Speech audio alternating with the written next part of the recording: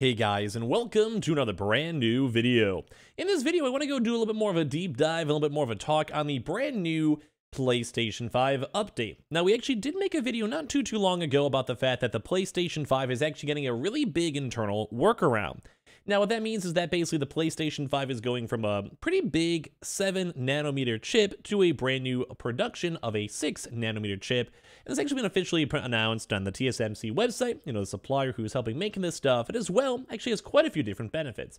Now, we did have a really rough idea in terms of like performance updates and all that type of stuff we made in a prior video, but now that I did a little bit more research and kind of read a little bit more into it, and I'm sounding a little bit less dumb onto it, because it does seem pretty straightforward now with like official website press things. I just want to go do a quick breakdown and talk about how the PlayStation 5, number one, is going to be making even more consoles, which is number one, great, like we love seeing that, but then number two, how they're also going to be more efficient and how they're making just even more in general with that efficiency and also just better. Now, you guys may already have a rough idea from the prior video, but I figured might as well do a little bit more of a deeper dive as we have a second too. And as well, we also do have a pretty big announcement, I think, coming up in like probably my next video, so be on the lookout for that. I'm kind of actually hyped up for it. It may not be the best one for everyone, but I think it's something kind of cool we've been working on. And as well, I just appreciate you guys all so much for watching. So make sure you guys are subscribed with the notifications on. As well, for the brand new PlayStation 5 giveaway, Amazon links down below. We have the Weeble we keep on mentioning pretty heavily because they have a pretty good promo going on right now with a bunch of free stocks if you sign up, register, and all that. Link down below. We also have the, like I said, the Twitter and Twitch stream, Target links, Amazon links, and all that. And let's dive into the video.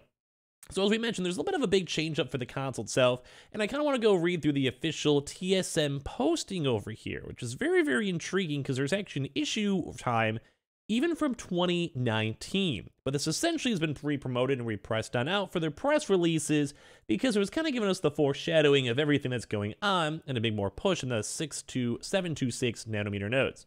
So as of this, TSMC today announced its 6nm N6 process.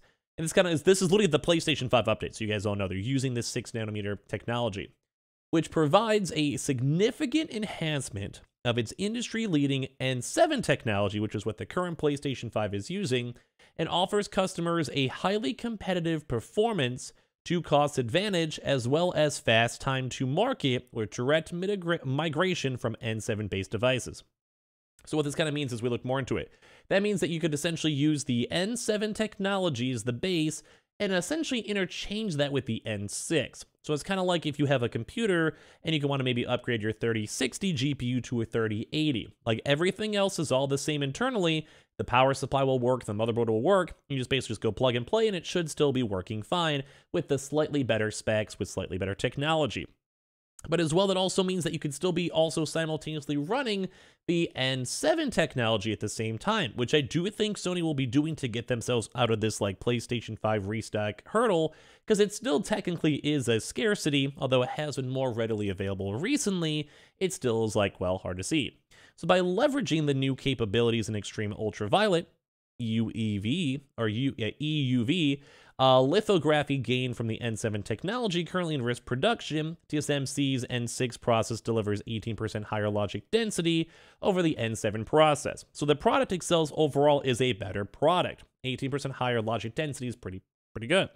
At the same time, its design rules are fully compatible with TSMC's proven N7 technology, allowing its comprehensive design ecosystem to be reused. That's kind of what I was saying before, is that it's actually more interchangeable and people can keep on utilizing all the stuff the best they can. At the same time, its design rules are fully compatible with TSMC's proven N7 technology, allowing its comprehensive design ecosystem to be reused. As a result, it offers a seamless migration path with a fast design cycle time and very limited engineering resources for customers to achieve the product benefits for the new technology offering. So basically, they're saying that if you're basically trying to go make consoles or make a product with it, it'll be seamless, it'll be easy, and if you're already currently running N7, you can easily move and migrate to N6, which is what Sony plans on doing for the PlayStation 5 consoles. Now, in the prior video, I did make a big push to make sure that anyone who had the prior console, it's pretty much going to be same, just slightly less efficient.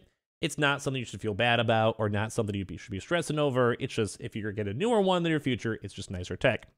So scheduled for risk production in the first quarter of 2020, TSMC's N6 technology provides customers with additional cost-effective benefits. So this is, like I said, this is like a little bit of a prior announcement thing, but like it's just a lot of good details with it. So basically, it has more cost-effective benefits. So in theory, for Sony, it should be cheaper, extending the industry-leading power and performance from the N7, which is what they're currently using, from a broader array of applications ranging from high to mid and mobile, consumer applications, AI, networking, 5G infrastructure, GPU, and high-performance computing. TSM6 and technology will further extend our leadership in delivering product benefits with higher performance and cost advantage beyond the current N6. And this is why I'm a little bit sad, though, too, and this would probably be a separate topic for me.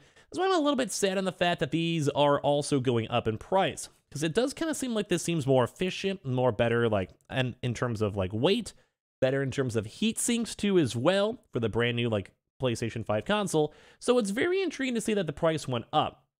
Now, obviously, as you guys have probably seen, the euro and also even the British pound have been going bad. Like it's like they're like straight down in comparison to the USD numbers. So, I mean, it does still have that sense of inflation and also currency devaluation. So I guess they did make a good call on that. But it does kind of stink because they're also making less, or they're making probably maybe more money, or like a very average money, or still have a seamless process, or can keep on making more consoles from the N7 and N6 kind of micro, like both running at the same time, kind of how we do with the Xbox Series X and X. So it's very intriguing to see how they still rose the prices. So with this, so that's pretty much it. That's basically giving you guys more of a rundown with this. This was a little bit ago, but it's made a lot more attention as of recently. And it kind of goes and dives into for the Oberon, which is the AMD Oberon SoC, which is basically utilizing TSMC's N6 process. And as basically, as I mentioned too, they've made it so that node is compatible with the same 6 nanometer node. So it's just kind of interchangeable and an easy brand new process. This allows TSMC partners to easily port existing 7 nanometer chips to the 6 nanometer node without running into major complexities, and the N6 process node offers that 18% density we keep on mentioning too as well. You guys can kind of see these dino nodes too on top of that. So basically just reduces temperatures and makes it more efficient.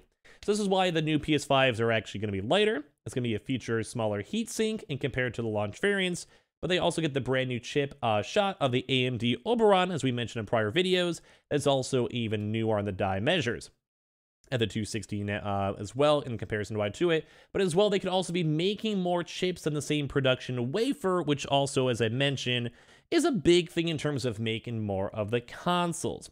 So it's a big advantage because you can make more, I believe, with more efficiency, I believe, and you also have then lower heat costs too as well, which is just good for the consumer who's buying the console. And as well, with it just being more efficient overall to produce, they could also maybe simultaneously run it and make the 7 nanometer node production stay consistent while the 6 nanometer is also running too. I think this seems intriguing nonetheless, but as I mentioned, I'm still a little bit sad that they kind of rose up the cost nonetheless too with it. So the outlet reports that each Oberon Plus SoC wafer can produce around 20% more chips at the same exact cost. So if you can make more, both by being more produced, because like I said, there's the number of the chips that can be produced on a single wafer, that goes up. So you're going to, in theory, be able to go make more consoles or at least make it more cheaply. And as well, if you get more 20% more chips, that means you should, in theory, be able to get 20% more consoles, like I said, in the same cost price. Still got to worry about the plastic and the disk drives and all of that and shipping and all that stuff together, but it still seems good for Sony, which is why I'm still a little bit skeptical on the price raise. I mean, we'll see like in 6 months, a year, etc., I'm sure. But like that does, like, if they're saving money on the shipping from being like, you know, lighter, less materials they have to spend on the heatsink and all of this, it is a little bit strange, but what can you do? So what this means is that without affecting their cost, Sony can offer more Oberon Plus chips to be used in the PS5, and that can further then reduce the shortages in the market that the current gen consoles have faced since their launch, which would be good because I do know there's even still, surprisingly enough, people out there who still need consoles. I keep on seeing stuff even on TikTok of people memeing on it, where I don't think it's really that hard to get a console. You just have to be kind of on top of the loop, but some of the drops have been up for multiple days or multiple hours. It's also reported that TSMC will phase out the 7 nanometer Oberon SoCs in the future and will move entirely to 6 nanometer Oberon Plus SoCs, which will result in 50% more chips to be made per wafer. Microsoft is also expected to utilize the 6 nanometer process node for its refresh Ardon SoC in the future for its Xbox Series X console. So very cool news to see this and updates, a little bit more of a deeper dive into it. So make sure you guys are subscribed with the notifications on as well for the brand new PlayStation 5 giveaway. Amazon links down below, as we keep on mentioning, especially the Webull links down below to get your free easy money and free stocks linked down below. And like I said, the Twitter and Twitch stream, big announcement coming up pretty soon as well on the channel. And I appreciate you guys all so much for watching in the first place.